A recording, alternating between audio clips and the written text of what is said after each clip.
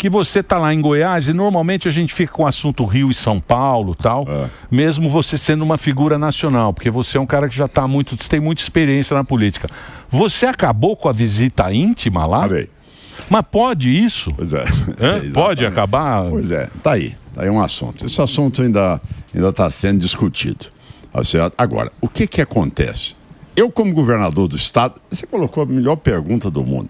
Como é que eu vou controlar o crime no meu estado de Goiás, sendo que toda visita íntima e toda visita de advogado, tá certo? Que não for filmada e nem gravada, como é que eu vou ter controle do comando dos meus faccionados? Então, quer dizer, não tem. Então, o que as penitenciárias não é mais em Goiás? É escritório do crime. O Ciro fica ali, na tranquilidade, na mordomia. Em Goiás, antigamente, a penitenciária tinha quarto de motel que eles alugavam R$150, cocaína nos finais de semana, churrasco no final de semana, isso tudo gravado e mostrado. Pablo Escobar. Pablo Escobar e numa versão melhor, tá certo? Que disse que fazia uma escolha das meninas que iam pra lá no final de semana. Que gostoso, hein? É desse jeito por que era isso lá. que os caras não gostam de você. E o desfile, Não era cadeia, era um resort. Então, hoje, você tem uma penitenciária em Goiás, meu amigo, que o cidadão tá lá para cumprir pena e se quiser trabalhar, tem um local de trabalhar. Mas não tem negócio de ter aquela feira que eles fazem para esquentar dinheiro ali, ter esse negócio de festinha, não existe isso, não existe, é rigidez plena. Agora, nisso eu consegui como? Faccionado e estuprador não tem direito a visita íntima, nem também a advogado chegar lá e ter a conversa com ele em sigilo, certo? Porque o sigilo ali, o sigilo é o direito do indivíduo. Mas vem cá, ele quer dar o direito do indivíduo em poder ter como falar com o advogado em sigilo. E esse advogado vai mandar matar um outro policial. Vai mandar matar um outro adversário dele. Quer dizer, o direito à vida passa a ser acessório do direito da garantia do preso em poder falar em total sigilo com o advogado. Como é que está isso? Onde é que tem isso? Então, Emílio, quando eu criei, lógico, muitas vagas, construí muitas vagas e estipulei um sistema mais rígido, a criminalidade fez isso. Mas você investiu, né? Investi. Você investiu. Olha, vamos lá, investimento. Estou no final do meu 6º ano de governo. Eu investi na segurança pública 17 bilhões de reais. Sabe quanto é que o governo federal me repassou? Em 6 anos, vai completar agora fim de dezembro. 6 anos eu já investi 17 bilhões de reais. Voltou quanto? 980 milhões. Mas isso é que é o problema. A gente continua aqui com o nosso querido Ronaldo Caiado, governador de Goiás. Estamos ao vivo. Já estamos ao vivo. Isso aqui não para. Isso aqui, você não sabe o que é, cara. Acelerado, cara. Caiado, uma pergunta, você se coloca, acho que não é de agora, como uma possibilidade, um presidenciável para 2026. Verdade. Nas eleições, teve uma rusga entre você e o Bolsonaro, pelo menos é o que saiu na imprensa, em algum momento você falou que o país cansou da maneira que o Bolsonaro enxerga a política. O Bolsonaro falou que você falava grosso, mas aceitou um apoio, acho que de um candidato petista. Também, mais recentemente, você foi criticado por dar acho que alguma homenagem ao Flávio Dino como cidadão de Goiás. A pergunta é, a direita, você acha que vai vir com várias frentes ou tem como ir com uma só? Porque às vezes a percepção que a gente tem, eu sou muito mais pelo viés da economia do que do conservadorismo político, mas a gente vê que às vezes se dissipa a energia, enquanto a esquerda fica um único nome, fica batendo entre si. Verdade. Aqui em São Paulo, quase o Boulos ganhou, né? Não foi por muito, não. E esse foi um dos problemas. Pera lá, pô. Ele perdeu pros vizinhos. Ele foi pro segundo turno, ele com 2, ele ficou em terceiro. Tinha 2 concorrendo em São Paulo. Exatamente. Ele ficou em terceiro. É isso. Lógico que é. Se não fosse o Malafaia, ele nem ia pro segundo turno. Mas Opa! O Lula foi a mesma coisa e a esquerda mais forte. Eu ia te perguntar, o que você acha que vai ser da direita? Vai vir um nome? Existe uma chance de conciliação ou são divergências inconciliáveis? Não, de maneira nenhuma. Não tem menor hipótese de ser nada inconciliável. Deixa eu lhe dizer. É muito comum você entender que às vezes você diverge. Mas você diverge em alguns pontos. Certo? Isso não quer dizer que você diverge de princípios. Sim. Tá certo? Então, por exemplo, olha, vai ter o fato específico aqui de Covid. Bom, ele tem uma análise, uma visão, tá certo? Que, olha, ele não acredita em vacina, ou que não acredita em isolamento. Tudo bem, é a posição dele. Agora, qual é a posição minha, como médico, como cirurgião, modéstia à parte, estudioso que sou, qual é a minha posição? A que eu tomei. Olha, fui o primeiro governador a implantar o isolamento social, fiz a campanha dura até poder chegar a vacina, tudo bem. Gente, quantas pessoas podem divergir aqui nesse ambiente? Certo? Isso não é motivo, tá certo, de romper-se acordos que são de princípios maiores, tá bom? Agora, essa divergência houve. Em relação ao problema da Prefeitura de Goiânia, tá bom? Vamos lá. Eu busquei o entendimento para o acordo. O PL não quis, só quis construir chapa pura. Lançou um candidato. Agora, a disputa entre nós e o PL, quem ganhasse teria os mesmos princípios, concorda? Então, por que ele estava fazendo lá, me atazanando em Goiânia, sendo que tinha uma eleição no Ceará que era emblemática para nós, no mesmo dia, ficar lá dentro de Goiânia? Para que isso? Para que me derrotar em Goiânia? Então, entenda, essas coisas são coisas que não precisavam de ter acontecido. Agora, você citou um outro caso, e aí sim, com muita inteligência. Nós vamos saber o quê? Se posicionar e sabendo dos nossos princípios, que não precisam ser testados mais, ou nós vamos saber se posicionar e ganhar a eleição? Porque se posicionar e perder a eleição, você vai ficar na fila dos derrotados. Tá certo? E derrotado não escreve história. Então eu quero saber se eu, modéstia à parte, já perdi a eleição. Mas, modéstia à parte, também já acumulei, tá certo, 10 vitórias. Tá certo? Então, eu entro no jogo, mas eu sei articular política. E por isso, por isso a homenagem ao Flávio Dino? Não, porque muita gente falou que isso aí foi meio incoerência. Deixa eu explicar. Explica, por favor, que a turma quer saber. Deixa eu explicar o problema do Claudino. Muito claro. A iniciativa é da Câmara dos Deputados, é da Assembleia Legislativa. Tá certo? Quem dá título de cidadão goiano não é governador do estado. Então, nunca aconteceu de um governador do estado receber uma matéria aprovada e não sancionar aquele problema. Isso não existe. Ou seja, isso é uma deliberação da Assembleia Legislativa.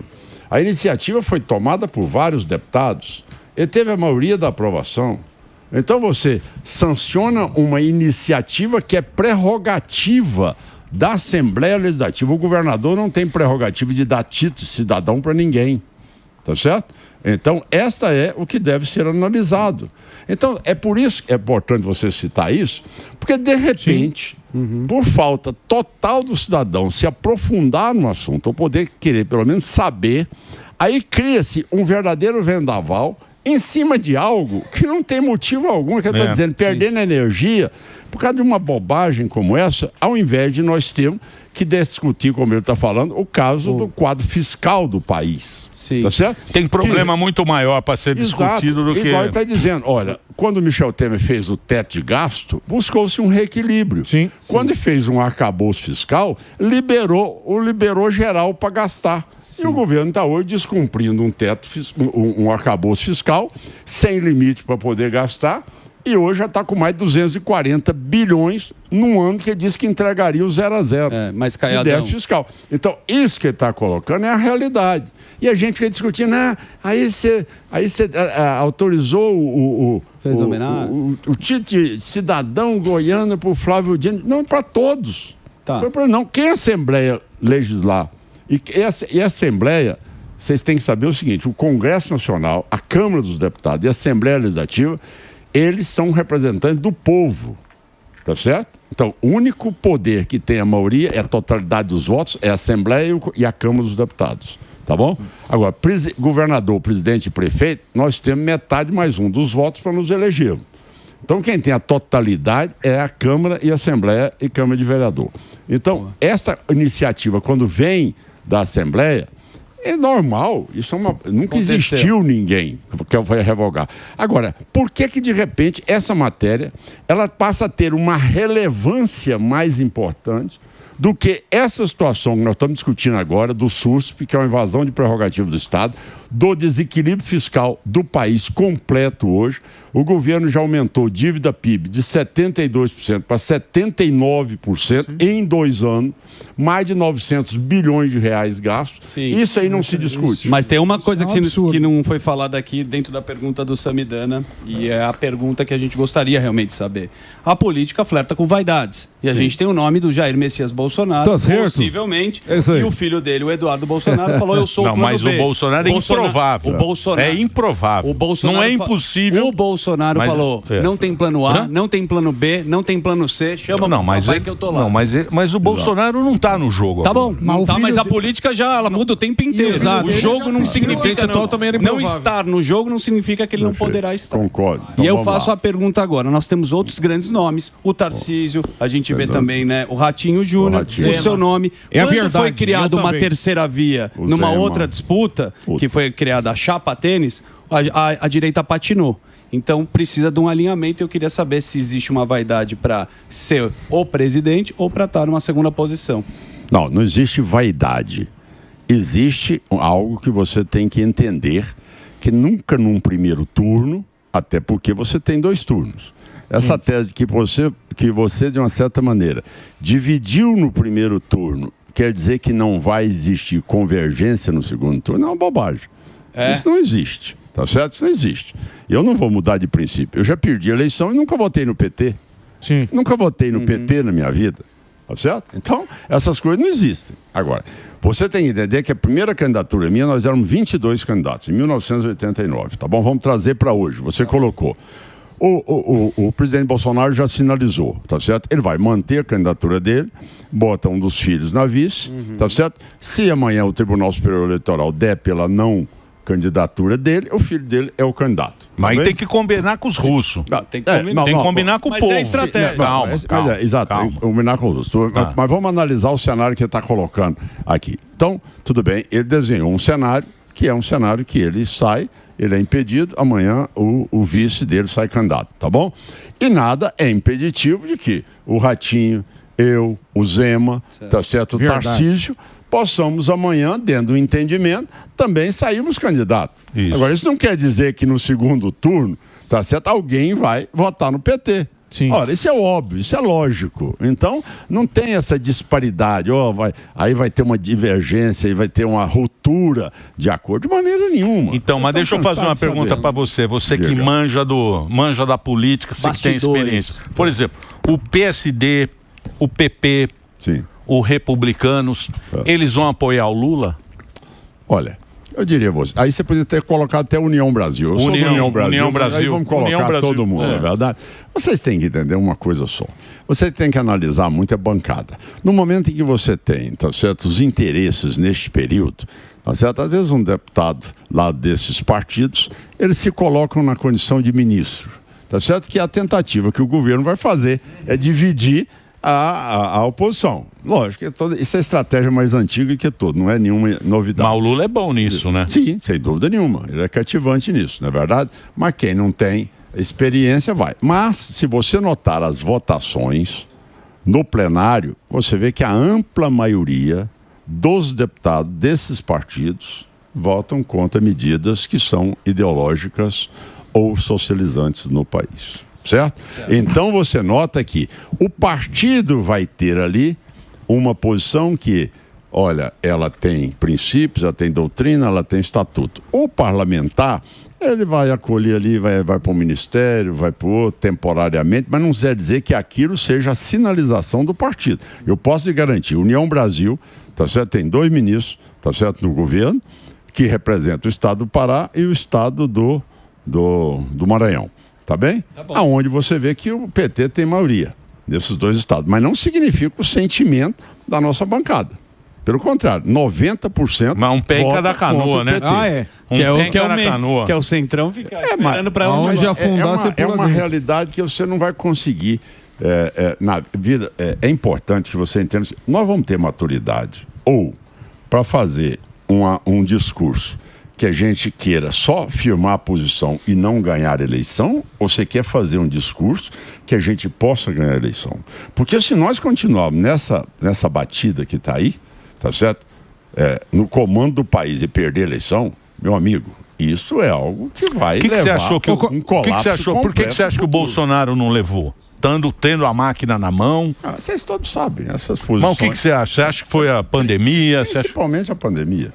Principalmente a pandemia. Então, as pesquisas mostram isso, tá certo? As pesquisas mostram isso, tá certo? Mas como que faz, assim, depois de tudo aquilo que o Bolsonaro falou, hoje está sendo comprovado, porque teve muita conversa de a economia a gente vê depois, teve muito lance da máscara, muita coisa da vacina, que na época tentaram calar o Bolsonaro e hoje se comprovou que ele tinha razão em muitas coisas. Depois desse cenário de ver que ele tinha razão e o senhor falando que isso fez ele perder lá atrás, você acha que ele não volta com força? Se fosse colocar só nessa visão de pandemia, você acha que isso não dá força a ele? E uma outra pergunta que eu estava querendo fazer um tempinho aí, mas não estava rolando, como a direita, o senhor falou, o lance da coerência, até o Zuckerman acabou de falar sobre vaidade, né? Como que você enxerga as pessoas que falam que são de direita e durante a eleição fica atacando a própria turma da direita? Eu coloco aqui o pastor Malafaia, que durante a campanha, ao invés dele querer que dois caras que diziam ser da direita tá no pleito, ele bateu em um exclusivamente, ficou 20 dias falando de um candidato, e aí, como você me falou, quase que o Boulos podia ter levado. Foi pro segundo turno, que poderia ter ido dois da direita. Como que você vê essa questão, a direita puro sangue, somos a direita, e deixar que a esquerda vai ocupando esses espaços também? Então são duas perguntas aí que... Você te convida o seguinte, olha, vamos ser bem realistas. Vamos. Você tem que saber que quem ganha a eleição é quem tem 50... mais um voto do eleitor. Então não existe esse negócio de extrema direita e extrema esquerda ganhar eleição. Esqueça isso, tá bom? Então você quer ter sua ideia, você quer defender sua ideia, ótimo. Agora, você quer ganhar eleição? Você tem que optar pelas duas coisas, tá bom? Então, se você quiser ganhar eleição, aprenda uma coisa, tá bom? Isso eu fui deputado muitos anos. Certo. Quando você está no parlamento, você tem 513 deputados federais. Você é 513 avos. Se você não tiver capacidade de aglutinar apoiamento ao seu projeto de lei e ter 257 votos favoráveis numa lei complementar, você não vai aprovar o seu projeto. Certo. Então, você tem que entender que precisa de parar com essa tese de que, botou uma tarja ali pronto, acabou. Se eu falar amanhã que eu vou aplicar vacina, aí eu já virei comunista. Isso é inadmissível, isso é loucura total. Mas isso não é ingenuidade, não é ingenuidade do eleitor? Mas é uma ingenuidade. Do eleitor, eu digo. Eu não estou falando nem ingenuidade, eu estou falando que é algo que não pode ser nem fomentado, porque de repente, tá certo? Quando eu disse, olha, vai vacinar, tá certo, aqui em Goiás, e eu vou fazer o isolamento, porque eu sou médico, sei como é que é a transmissão de um vírus, de repente no dia, falava, o Caiado é comunista. Pô, veja bem um negócio desse. É meio minha vida, de 40 anos na vida pública, o cara querer dar lição para mim o que é ser liberal e o que é ser comunista. Pô, então, você está entendendo? Então a pessoa tem que entender que na democracia, tá certo? Você tem que construir maioria. E tá aí. Se você vai dentro de um Congresso Nacional e fica sendo apenas só lá, sem aprovar nada e sem fazer nada, só fazendo TikTok, você não vai resolver o problema do país. Agora, se você tiver conteúdo, preparo, montar um plano de governo, mostrar o que é resgatar, veja o que eu fiz em Goiás. Tá aí, ó. Eu fiz o isolamento e o Goiás é o estado hoje que tem 15 bilhões em caixa, tá certo? É o estado hoje que tem o maior avanço, o primeiro lugar na educação, o primeiro lugar na segurança, o primeiro lugar de serviço digital, primeiro lugar em transparência de gasto público, tá certo? O primeiro estado a ter menor percentual de pobreza, extrema pobreza no país, tudo isso. Construído por quê? Porque você precisa ter diretrizes, você precisa ter comando, você precisa ter líder. Comandar um governo é você saber ter bons secretários, bons ministros e poder saber funcionar a máquina. Aí você ganha a eleição. Essa tese de que, olha, a educação vota na esquerda, o cidadão da pobreza vota na esquerda, acabou com isso. Eu tenho 84% de aprovação em Goiás. Tá certo? Então isso acabou, desmistificou essa bobagem. O bom gestor, a população atende e entende o que é uma boa gestão no país. Agora, você não pode levar o país, mesmo você tendo as pessoas contra, não convergentes com a sua ideia, você numa democracia não pode levar o país a uma guerra de secessão. A um quadro onde, dentro da mesma família, você tem ruptura. Ora, você pode não concordar, mas não pode ter nível, tá certo? De desgaste a nível de você não conviver. Mas tá assim, o que você acha do fenômeno do Pablo Marçal? Ele é um cometa que brilhou, vai desaparecer, ou você acha que ele vai fazer barulho aí, até inclusive, não sei se vem, né, faz o M aí pra presidência. Faz o M que, ó. Vai querer concorrer com você. Sim, mas não tem problema, amigo, isso é a democracia. O que você achou da presença dele na política? Mas é um direito que ele tem. Pô, qual o problema? O Marçal colocou, teve voto pra danar aqui dentro de São Paulo, tá certo? Quer colocar no cenário nacional, vai debater conosco também. Vamos estar lá sentado. Ou se vai ser eu, se vai ser o Bolsonaro, se vai ser o filho do Bolsonaro, se vai ser o Zema, se vai ser o Ratinho. Verdade. Tudo bem, o debate esse é o debate. Agora, vamos construir. Quem tiver habilidade para chegar no segundo turno, tá certo? Se for eu, é lógico que eu vou buscar o apoio de todos, tá certo? Tá que são meus aliados. Agora, se não for eu já pode saber que eu já sou no primeiro minuto do resultado, eu já sou apoiador de quem for pro segundo turno, meu amigo. Agora, você acha que esses caras novos que entram, né? Por exemplo, o caso do Marçal, o outsider que ele chama, né? Que é o cara que não tá muito na política. Por exemplo, você vê o caso do Trump lá, o Trump apanhou no primeiro mandato dele, né? Ele precisou perder para aprender. Você acha que aqui no Brasil, ainda, que nem esse Pablo Marçal aí, ele fez aquelas PLN, aquelas maluquice dele, conquistou muita gente falou, pô, esse cara é bacana, esse cara é diferente. Ou o cara vai escolher um político que tem experiência, que já foi deputado estadual, deputado federal, senador, governador com 2 mandatos. Você acha, como é que você acha que vai ser em 26 que o público vai... Porque a democracia é um negócio complicado, né? De repente aparece um aí que barulho, né? Que leva o bagulho. O que você acha que o cara vai escolher em 26? Eu acho. E essa eleição de 2024, ela foi muito sinalizadora para isso. Ela não vai mais estar votando em número. Ela vai estar analisando o cidadão. Essa eleição de 24, ela foi sinalizadora. Quem tem boa gestão, fez prefeito. Pois é. Acabou. Quem tem boa gestão fez prefeito. Então não adianta você se agasalhar atrás de número e botar alguém que não tenha conteúdo para poder governar. Esta é a realidade nua e crua. Quando eu recebi o Estado de Goiás, ele era bloqueado no Tesouro, nunca fiz um empréstimo, tá certo? Eu tinha 14 prefeitos que me apoiavam e tinha 10 deputados estaduais em 41, tá bom? Bem, era ingovernabilidade completa. Chamei o Tribunal de Justiça, chamei a Assembleia Legislativa, Tribunal de Contas do Estado, Defensoria Pública, Ministério Público, botei todo mundo sentado, vamos lá, vamos conversar, o problema agora é governar Goiás. Então você não governa sem os outros poderes. Então, o cara chega, eu às vezes fico assistindo alguma televisão, o cara chega e fala, eu chegar, aí eu vou resolver tudo, porque, peraí, vem cá, você é candidato aonde? Você é candidato lá em Cuba? Certo? Ou você é candidato na democracia? Se você for candidato na democracia, você tem que entender. É complicado o Congresso. É complicado o Supremo. É complicado o TCU. Calma, meu amigo. Vamos sentar. Vamos ter. No momento que o candidato tem credibilidade moral e intelectual, porque o presidente da República não pode ser preposto de ninguém. Sim, mas o povo não acredita mais, porque hoje em dia a política é feita em jantar. Exatamente. Ela é decidida em jantarzinho. Isso é porque precisa dar precisa deixar que o povo. Se você deixar o povo resolve. O povo resolve. Sim, o povo resolve, tudo bem. O povo sabe o caminho. Você sabe, Caiado.